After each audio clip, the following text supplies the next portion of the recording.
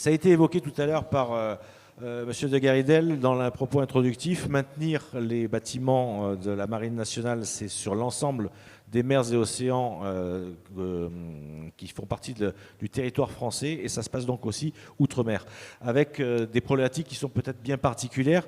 On va commencer avec vous, Philippe Clade. Vous êtes le directeur du SSF à Nouméa. Oui, donc problématiques de maintenance qui sont spécifiques quand on est loin, finalement, de la métropole. Voilà, donc la Nouvelle-Calédonie, c'est 16 000 km.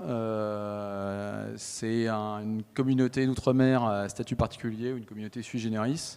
Normalement, il y a l'État français et le gouvernement de Calédonie qui fait qu'il y a des compétences partagées, et donc, enfin, des compétences réparties entre l'État français et le gouvernement de Calédonie. Alors, plus concrètement, il y a un régime douanier spécifique, une politique de commerce extérieur qui est gérée par le gouvernement de Calédonie, et des réglementations de code du travail, de l'environnement qui sont propres à ce territoire et qui représentent autant d'enjeux pour le tissu industriel local et pour le MCO naval et donc pour le SSF, donc le service de soutien de la flotte, donc une antenne de 12 personnes rapidement qui entretient les bateaux de la marine et les moyens nautiques des 3 armées sur le territoire. Donc on travaille en s'appuyant sur des marchés nationaux, donc des contrats nationaux avec des sous-traitants locaux, et aussi avec des contrats locaux. Et donc effectivement, ce tissu industriel, historiquement, il est très lié à l'industrie de la mine et à la filière du nickel. Alors je vais pas développer parce que c'est plus le domaine du cluster maritime. Et ça présente autant d'opportunités que de faiblesses. Il y a de grandes compétences dans pas mal de domaines, la chaudronnerie, l'hydraulique, la mécanique générale, la mécanique de précision. Mais il y a aussi des faiblesses parce que, à cause en termes de compétences dans les armes équipements, dans l'électronique, dans l'automatisme, et également en termes de quantité. Alors que, comme c'est très ancré sur la filière nickel, les industriels ne sont pas forcément très nombreux à travailler dans le domaine naval ou à avoir une activité duale. Donc ça, c'est les spécificités. L'éloignement fait aussi que, en ouverture sur l'extérieur et en marché, la quantité n'est pas forcément suffisante pour avoir beaucoup d'infrastructures. Et donc là, notamment dans le MCO naval, il y a une particularité, c'est qu'on n'a pas de moyens de mise au sec pour faire des carénages de bâtiments, de navires, de plus de 1000 tonnes. Voilà. Donc là, par exemple, on a désarmé la marine a désarmé des vieux patrouilleurs de 400, enfin des P400, et les remplaçants font plus de 1000 tonnes. Donc on va être obligé de délocaliser cette maintenance à l'extérieur. Donc c'est une affaire à la fois dans le domaine de la maintenance navale, c'est une affaire de structure, enfin de spécificité du territoire, d'éloignement, parce qu'il faut globalement pour apporter une pièce de métropole, il faut 15 jours avec les douanes, le transport, etc. minimum. Et aussi de structuration des filières dans le domaine de la maintenance navale. Et ça, c'est plus, je pense, le sujet et la compétence du cluster maritime que d'en parler. Marc Le Hérissier, vous êtes en poste à Toulon maintenant, mais vous avez été à Nouméa, donc vous connaissez parfaitement le sujet. Par rapport à ce que vient de dire Philippe Clade, des précisions, des expériences, du retour d'expérience justement? J'entends en tout cas ce que j'ai vécu il y a quelques années. Donc c'est pas effectivement une surprise, et je pense que les vraies difficultés sont celles-là, c'est réussir à avoir des infrastructures d'abord pour pouvoir accueillir des navires pour nous, infrastructures pour accueillir le navire, mais aussi pour l'alimenter, pouvoir simplement mettre une grue, et parfois c'est pas très simple en fonction du navire. Les moyens, alors ça c'est des moyens on va dire classiques, les moyens qu'on a évoqués qui sont de mettre au sec un navire, très compliqué parce que ce sont des moyens lourds, et puis pour lesquels il faut avoir une quantité suffisante de navires à entretenir pour pouvoir on va dire, les rentabiliser. Donc ça, c'est une vraie difficulté. Et c'est vrai que les navires, on les a vus partir, moi personnellement, à Singapour, en Australie, en Nouvelle-Zélande aujourd'hui. Donc effectivement, ce sont des données compliquées à gérer. Alors je les ai vues à l'époque, mais je les vis encore aujourd'hui en étant sur Toulon, puisque je m'occupe de porte-hélicoptères qui, de temps en temps, comme le Dixmude l'année dernière, est passé à Nouméa. Et on retrouve les mêmes difficultés, encore une fois, c'est réussir à accueillir le navire et potentiellement à faire des travaux. Et bon, ce qui a été dit est exactement ce qu'on vivait déjà à l'époque. Hein. On a des compétences sur le territoire qui sont très bonnes, hein, d'ailleurs sur beaucoup d'activités, mais sur quelques activités, on pourrait parler de l'automatisme, on pourrait parler du contrôle commande, effectivement, on retrouve ces mêmes difficultés, en tout cas à pouvoir rapidement trouver les compétences. C'est pas forcément une difficulté, c'est pas forcément, on va dire, impossible à réaliser. On n'a pas toujours non plus les compétences sur Toulon pour intervenir sur nos navires, elles peuvent être ailleurs. Ce qu'il faut par contre, c'est pouvoir compter dessus et avoir les filières pour pouvoir les faire venir au bon endroit au bon moment. D'où la logique d'écosystème, effectivement, qui est au cœur de cet échange. Philippe Clade, vous voulez rajouter quelque chose sur ce... Amiral Béclair, donc vous connaissez les deux territoires, hein, pour y être allé. Vous connaissez bien Toulon, vous connaissez bien la Nouvelle-Calédonie. Est-ce que vous pensez que l'écosystème toulonnais, là, dont l'illustration est en partie au travers du 2MF, mais pas que, qui s'est spécialisé pour répondre à ces nouveaux enjeux technologiques, est-ce que c'est quelque chose qui est calcable, duplicable au niveau du territoire de la Nouvelle-Calédonie? Alors oui et non. Et d'abord deux messages. La Calédonie, c'est super, allez-y. Voilà. C'est pas parce que c'est un territoire sui generis, c'est non seulement un très beau pays, mais c'est un très beau pays avec de l'industrie, avec des compétences, avec de l'expertise. C'est dans le Pacifique, voilà, ça vaut le coup d'être vécu. Donc si des PME se disent, oh là là, c'est loin, c'est compliqué, etc., je veux dire, ça, écartez-le, ça vaut le coup d'être tenté. Qu'est-ce qu'on peut faire en Nouvelle-Calédonie, du MCO naval? Oui, parce qu'en fait, c'est assez peu développé. Moi, je reprends une anecdote. Quand j'étais commandant de la base navale de Nouméa, j'avais de très vieux bateaux. J'avais des P400 qui avaient 40 ans d'âge. J'avais une frégate de surveillance, c'est un peu moins vieux, mais c'est des vieux bateaux. C'est des bateaux qui sont très, très, très classiques dans leur conception. Et donc, l'écosystème local qui tourne beaucoup autour de la mine, de l'industrie du nickel, était bien adapté pour le NCO naval. Et puis, j'ai vu arriver un premier bateau moderne, le d'Entrecasteaux. Il est arrivé, alors on lui a fait la fête, et puis après, le deuxième jour, impossible de démarrer ses moteurs. Voilà. Et pour démarrer ses moteurs, il fallait une mallette qu'on n'avait pas. Voilà. Et donc là, la Calédonie, c'est loin. Et donc la mallette, on l'a eu au bout de 15 jours. Voilà. Et ensuite, une fois qu'on a la mallette, il faut encore trouver le technicien qui comprend ce que répond la mallette et ce qui se fait. Et en fait, nos bateaux modernes qui sont très automatisés, avec beaucoup de contrôle commande, avec beaucoup de lignes de code, avec parfois la nécessité d'avoir des bureaux d'études qui déverminent, etc. Ça, je ne l'ai pas retrouvé en Nouvelle-Calédonie. Alors bon, moi, ça fait longtemps, c'était 2015-2017, donc ça a peut-être progressé. Mais en fait, cette transition, où aujourd'hui, localement à Toulon, on est accompagné par des tas de PME dans ces domaines-là, je pense qu'il y a de la place en Nouvelle-Calédonie pour y aller. Alors, côté marine, je ne sais pas si ça assure un socle suffisant d'activité. On va avoir bientôt que des bateaux neufs là-bas. Donc, il y a le d'Entrecasteaux qui est arrivé. Il va y avoir deux patrouilleurs qu'on appelle outre-mer qui sont extrêmement modernes. Il y aura une nouvelle frégate de surveillance dans une dizaine d'années. Donc, il y a un petit peu de socle de MCO naval. Je sais que le cluster maritime, je ne parlais pas à sa place, essaye de pousser l'activité. Le principal défaut, il est dans l'infrastructure. On n'a pas de cale sèche, on n'a pas de dry dock. En revanche, même pour de l'entretien à flot, il y a des choses à faire sur ces bateaux qui sont très modernes. Et là, pour le coup, l'industrie de la mine et du nickel, n'ayant pas encore fait sa transition dans ces domaines-là, n'aide pas, entre guillemets. Donc il y a de la place. Et je le redis, tenter l'aventure, ça vaut le coup. Le message est encourageant. En tout cas, Céline Pousse, donc cluster maritime de Nouvelle-Calédonie. La situation qu'on vient d'évoquer, est-ce que vous pouvez peut-être nous apporter d'autres précisions? Parce que c'est vrai que c'est loin, on ne sait pas forcément ce qui s'y passe. Et justement, ces liens entre ces mondes industriels qui, pour l'instant, fonctionnent chacun dans leur couloir et qui pourraient peut-être se parler davantage. Merci. Donc Céline Pouche, je représente humblement donc, le cluster maritime aujourd'hui. Juste quelques chiffres. Il a été fondé en 2014. Il représente aujourd'hui plus d'une centaine d'entités, des entités publiques, privées, et il représente, ça c'est important, une trentaine de secteurs d'activité, donc du transport maritime, les infrastructures, l'aquaculture, la pêche, les biotechnologies marines, la surveillance environnementale et bien évidemment donc la construction et la maintenance navale. Les missions du cluster en Nouvelle-Calédonie, elles sont assez claires et on a un fil conducteur effectivement qu'on suit depuis 10 années maintenant. Donc on commence quand même à récolter les fruits d'un travail de longue haleine. Donc c'est bien évidemment identifier les enjeux maritimes à l'échelle du territoire, les projets porteurs, structurer aussi son écosystème. Ça c'est extrêmement important. Énormément d'actions sont également engagées justement pour faire le lien entre les besoins du marché, on va dire les besoins économiques et aussi les leviers qu'on peut avoir sur le territoire en termes de formation. Et tout ça, ça s'inscrit, c'est ce que je disais, on commence à récolter les fruits du travail dans une logique collaborative, de synergie. Le cluster maritime est d'un des premiers clusters professionnels qui s'est monté en Calédonie. Donc ça, c'est important. Et on axe ces collaborations pour le développement de notre pays, mais vraiment dans une dynamique régionale. Aujourd'hui, on parle beaucoup de l'axe Indo-Pacifique et on ne peut pas déconnecter effectivement les contraintes qu'on subit, les leviers qu'on tend à développer effectivement avec notre périmètre régional.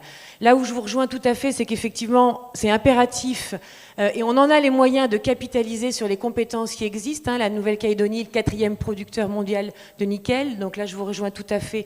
Les compétences, elles existent. Et aujourd'hui, effectivement, grâce à ces clusters et à ces écosystèmes, on tend à mettre des liens, à travailler aux interfaces. Et on va en parler, j'imagine, tout de suite avec Stéphane. L'intérêt aussi, effectivement, une fois qu'on a dit ça, qu'est-ce qu'on fait pour aller plus loin ? Avec System Factory, justement, pour améliorer cet écosystème, développer encore, aller plus loin. Exactement, puisqu'aujourd'hui, comme je le disais, il y a des compétences, elles sont identifiées, il y a un besoin qui existe. Quand on parle de maintenance navale, effectivement, c'est à grand regret qu'on voit les bateaux sortir du pays. Et donc, effectivement, là, en termes de ratio, coût, performance, aussi environnementale, il y a énormément de leviers. Et l'objectif, effectivement, de cette convention, on est très fiers, c'est de mettre en réseau, effectivement, nos entreprises au sein de nos clusters et de pouvoir nous positionner, finalement, notamment sur des appels à projets, des cahiers des charges, où les Calédoniens, effectivement, peuvent répondre, mais pas toujours en totalité, à l'ensemble des compétences qui sont exigées. Et là, l'idée, effectivement, c'est d'aller chercher des synergies. Stéphane Claes, donc directeur de System Factory, cette convention, c'est la deuxième, en fait, très concrètement. Oui, merci Bernard. Effectivement, l'aventure a commencé avec un membre du gouvernement de Nouvelle-Calédonie, le ministre de l'Innovation, qui doit nous suivre en ligne normalement. Si, on ne voit pas la vidéo. Tu ne vois pas le bureau ? Peut-être, il faut que je lui avais dit 13h, donc on est un petit peu en avance. Voilà, donc avec Monsieur Vaimua Muliavia, qui est le ministre de l'Innovation, et avec lequel on a échangé il y a quelques mois. On le voit. Je vais lui passer la parole dans quelques minutes. Voilà, donc on a décidé ensemble de signer une première convention avec le gouvernement de Nouvelle-Calédonie. Donc cette convention a été signée au mois de janvier, avec pour objectif de lier nos territoires. Donc je laisserai la parole au ministre pour qu'il puisse nous parler de cette convention. Et je dirais que la première conséquence de cette convention avec le gouvernement, c'est la signature de cette nouvelle convention avec le cluster, puisque il faut derrière décliner de manière opérationnelle les actions qui sont décidées avec le gouvernement. Et donc l'action principale est effectivement de lier nos deux écosystèmes pour trouver au moins déjà sur le domaine de la maintenance navale les pistes de développement conjoint qui amèneront des PME du territoire toulonnais à pouvoir s'exporter, comme le dit l'amiral si bien, allez voir ce pays magnifique et probablement que vous n'aurez pas envie de revenir. Donc allez-y, regardez et voyez ce que vous pouvez développer là-bas, parce qu'il y a du travail, il y a des choses incroyables à faire, mais il y a aussi un écosystème qui est déjà existant et qui a parfois d'excellentes compétences. Donc ce travail, on doit le réaliser avec le cluster, on doit être capable d'identifier et de faire une cartographie avec la Chambre de commerce aussi de Nouvelle-Calédonie, une cartographie globale de tout l'écosystème pour que déjà les bases navales soient à même d'identifier localement des partenaires, parce que parfois ils existent, mais on ne les connaît pas forcément. Et ça, c'est le travail en premier lieu du cluster de réaliser ce premier travail. Mais ensuite, derrière, à partir des compétences qui manquent, que nous, on soit capable de les exporter et d'envoyer nos entreprises pour compléter, soit à travers de partenariats. C'est pas forcément l'installation d'une entreprise directement, ça peut être aussi une licence d'un produit, comme Enovia est en train de le faire avec le Canada. Typiquement, des partenaires locaux qu'on trouve et qui vont développer l'utilisation de technologies qui ont été développées ici sur Toulon. Alors peut-être on va passer la parole à Monsieur le ministre de l'Innovation. Je suppose que vous nous entendez. Oui, très bien. Merci. Très bien. Vous m'entendez? Voilà, oui, on vous entend parfaitement. Et donc, on vient de faire le tour de table avec nos intervenants ici depuis Toulon. Donc, on parlait de cette deuxième convention. Comment vous la voyez, vous, et quelles perspectives vous souhaitez donner à cette convention, Monsieur le ministre? Écoutez, beaucoup de, comme on dit chez moi, beaucoup de chair. Tout d'abord, je voudrais vous saluer tous, vous envoyer des salutations océaniques depuis l'océan Pacifique au contre-amiral Laurent Bechler, le capitaine de frégate Philippe Claude, Marc le Rissier, et puis notre amie Madame Céline Pousse, que j'ai plaisir à revoir et à réentendre ce soir ici, puisqu'il est 23 heures, qui a apporté ici une start-up qui s'appelle AEL et qui montre qu'il est aussi l'incarnation d'une dynamique de la tech et de l'innovation en Nouvelle-Calédonie. Salut aussi Stéphane Kless. Alors, écoutez, moi je suis beaucoup depuis tout à l'heure les débats, enfin les échanges qui ont lieu aujourd'hui chez vous. Écoutez, moi c'est assez simple, je ne suis pas quelqu'un de très compliqué dans la vie. Nous vivons une crise systémique et puis, comme vous le savez, pour ceux qui s'intéressent à la Nouvelle-Calédonie, nous avons une crise du nickel et des usines, des industriels. Nous avons 3 industriels ici en Nouvelle-Calédonie et on traverse une crise du nickel. Ce qui me fait dire, et je crois qu'il n'y a pas besoin de sortir d'une grande école pour comprendre que nous avons loupé peut-être un moment où il fallait qu'on se diversifie et qu'on oriente toute cette technologie, comme l'a dit Madame Pousse. Nous avons ici des compétences, notamment sur le cluster, dans le cluster de maritime, mais aussi à travers toutes nos usines, nous avons des compétences dans la maintenance, dans cette technologie. Et finalement, peut-être que au moment où nous vivons, nous nous rendons compte, je crois que c'est le principe de l'humanité, il faut embrasser un mur pour comprendre qu'on ne s'est pas réveillé avant. Et tout simplement, la convention que nous avons signée avec System Factory et plus généralement l'agence TVT, c'est que je regarde avec beaucoup d'intérêt ce qui se fait à Toulon. Pourquoi? Parce que Toulon est tourné vers la mer et nous sommes aussi tournés vers la mer. Alors, j'ai aussi une petite affection et une admiration pour le RCT, le rugby, etc. Et ici aussi, nous sommes un peuple du conflit et de gentlemen autour d'un terrain. Et quelque part, j'ai envie de vous dire que mon ambition à travers cette convention avec l'agence TVT, c'est finalement se réseauter et puis aborder un peu ce qu'a évoqué le contre-amiral, cette transition vers un océan des possibles qu'offre le maritime. Et il a très bien dit, le contre-amiral, ici, et puis Madame Pousse, beaucoup de bateaux s'en vont ailleurs parce que manque de cale sèche, etc., pour la maintenance. Et tous ceux qui s'intéressent à la maintenance savent que la maintenance, à travers l'innovation, optimise et puis va vers ce qui n'est plus une option finalement, qui est une obligation, c'est la performance. En termes de performance, là on a un problème de réseau, mais ça va se résoudre probablement. Stéphane Kless, donc effectivement il y a une convergence finalement avec des problématiques communes, cette ouverture vers la mer, ce lien aujourd'hui se fait naturellement.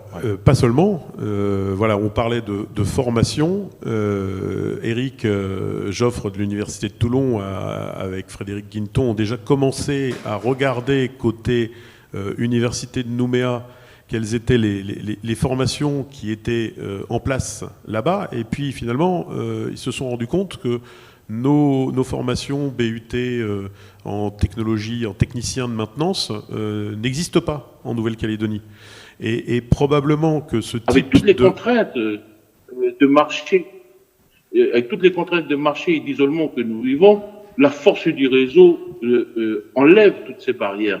Donc, moi, je félicite le cluster maritime qui a su se saisir tout de suite de l'opportunité du passage du directeur de System Factory ici, à l'occasion d'un appel d'offres lancé par la Nouvelle-Calédonie pour la surveillance des îles de Chesterfield.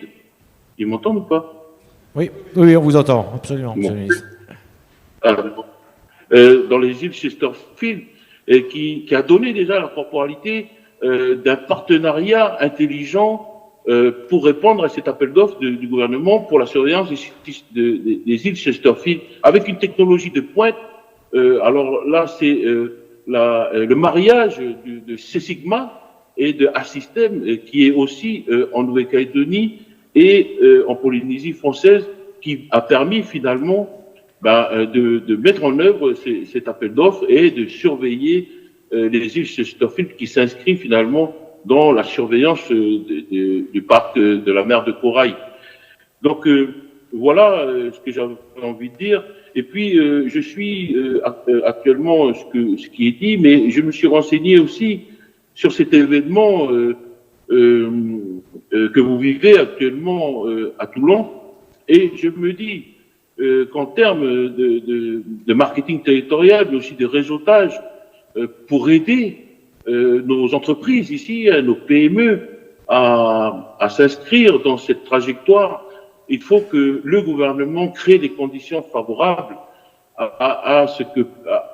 pour que nos entreprises, notamment ceux du cluster, puissent bénéficier non seulement des appels d'offres lancés au niveau national, et puis quand on dit niveau national, la Marine nationale est à Toulon, la Marine nationale est ici, le ministre de la Défense est passé et a fait avec le président Macron un certain nombre d'annonces qui, j'espère, sera suivi d'effet, mais en attendant que ces annonces prennent de la corporalité, il faut bien que l'écosystème se prépare. Donc, cette convention avec l'agence TVT et System Factory, c'est quelque part l'occasion donnée pour notre écosystème pour se préparer à ce qui va arriver.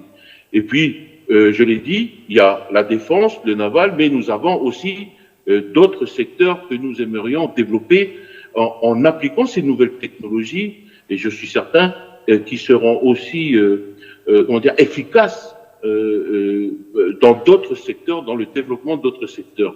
Donc voilà, tout simplement, remercier le cluster maritime, Madame Pousse, d'être sur place et de poursuivre cette trajectoire initiée un peu avec Monsieur Kless, parce que ce n'est que le début et il faut que nous continuions à travailler ensemble, car je le sens, l'expérience de l'agence de TVT, de développement économique de Toulon, l'expérience et l'organisation, la gouvernance de System Factory, il me semble que c'est celui que nous devons dessiner ici, en Nouvelle-Calédonie, pour préparer cette transition tant attendue, cette diversification économique tant attendue par notre écosystème, évidemment nos entreprises, mais aussi les citoyens de notre pays. Et puis, cette proximité avec la marine, j'espère que nous l'aurons aussi ici, à travers l'expérience de nos amis toulonnais et du Var, avec la marine nationale ici, en Nouvelle-Calédonie. Voilà. Je vous remercie. Merci beaucoup pour ces mots d'encouragement et puis surtout pour cette illustration très concrète. Stéphane Kless ? Oui, juste pour rebondir, voilà, dans la convention que nous allons dévoiler avec Céline dès la fin de cette réunion, Voilà, nous avons déjà commencé à prévoir, avec l'aide de Monsieur le Ministre, de réfléchir à un événement comme le 2MF que vous vivez ces jours-ci, mais cette fois qu'on a baptisé l'IPMF, l'Indo-Pacific Maintenance Forum. Et donc notre ambition, c'est de créer un événement peut-être même plus grand encore, parce que c'est vrai que sur la Nouvelle-Calédonie, il y a beaucoup d'industriels et de gros industriels que je ne soupçonnais pas moi-même avant de m'y rendre. Et donc la thématique de la maintenance, comme l'a dit Monsieur le Ministre, les mines, toute l'activité industrielle a besoin des mêmes thématiques. Donc avoir un événement du même type fait sens, en invitant cette fois à la fois toute la communauté du Pacifique Sud, où eh bien, la Nouvelle-Calédonie est représentée par Monsieur le Ministre. Donc toute la communauté du Pacifique Sud, c'est les Fidji, c'est les Vanuatu, c'est la Mélanésie, c'est la Nouvelle-Zélande, c'est l'Australie. Voilà, donc on peut fédérer un événement global et puis aussi intégrer nos amis de la Réunion, puisque la problématique à la Réunion est la même, je dirais, que celle à Nouméa. Il y a peut-être effectivement un petit peu plus de moyens actuellement avec le dock flottant construit par Piriou, mais dans tous les cas, c'est la même problématique et il faut que se pose cette question si on n'a pas besoin d'avoir effectivement des équipements de ce type-là pour pouvoir développer la filière, et ça veut donc dire les acquérir, soit d'occasion, soit les construire. Enfin, il y a tout à faire, et on est tous réunis autour de cette conférence pour le faire à travers ces 2 premières conventions. Eh bien voilà, de nouvelles perspectives sont ouvertes. Merci beaucoup, Monsieur le Ministre. Merci, Madame, Messieurs, de ces précisions. On va procéder à la signature de la convention, mais entre-temps, on va rendre l'antenne pour notre liaison YouTube. Merci, Monsieur le Ministre. Vous avez un petit mot, je vous en prie. Juste un petit dernier mot. Vous m'entendez? Oui, tout à fait. Oui. Écoutez, non, c'est juste pour vous dire. Oui, nous allons réfléchir à monter le même événement. Juste vous rappeler que peut-être un même événement dans le même esprit que les French Tech Days Outre-mer, vous voyez, qui a eu lieu à La Réunion l'an dernier et qui vont se tenir ici en Nouvelle-Calédonie très prochainement. Donc, je me suis rapproché de la Direction Générale des Outre-mer pour discuter de l'opportunité de nous aider à monter cet événement que vous vivez depuis des années maintenant à Toulon, pour le faire émerger en Nouvelle-Calédonie et qui rayonne un peu autour du Pacifique. Donc, vous dire juste que je suis en ligne avec les propos de Monsieur Kless et puis aussi avec notre cluster maritime. Et je vous remercie encore et je vous souhaite une très bonne journée et je vous envoie les rayons de soleil et la chaleur de l'Océanie. Merci, Monsieur le Ministre. Merci à toutes et à tous de nous avoir suivis pour cette première matinée au 2MF 2024.